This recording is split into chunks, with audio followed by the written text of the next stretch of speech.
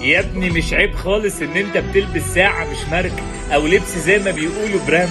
مش عيب خالص ان انت تستنى وقت التخفيضات عشان تشتري اي هدمتين يستروك طول السنة.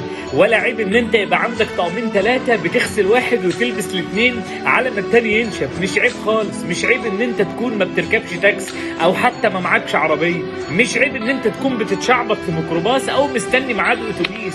العيب ان انت تصدق ان احنا بنقيس الناس بالمظاهر حتى لو كان ده حقيقي في حياتنا.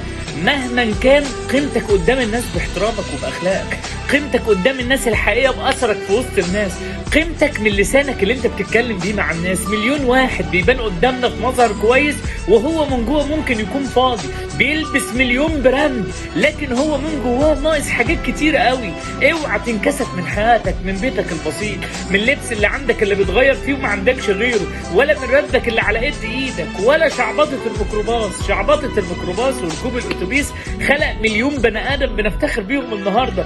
اوعى تزعل ان انت بني ادم بتلبس حاجات بسيطه، واعرف ان قيمه البني ادم الحقيقيه في دينه واخلاقه واثره في وسط الناس وحب الناس ليه وعمله الصالح اللي هيبقى. وغير كده مهما قلت صدقني دي حاجات ظاهريه، وبعد كده بنكتشف ان البني ادم ممكن يكون من بره براند لكن من جوه للاسف ممكن يكون ناقصه حاجات كتير قوي.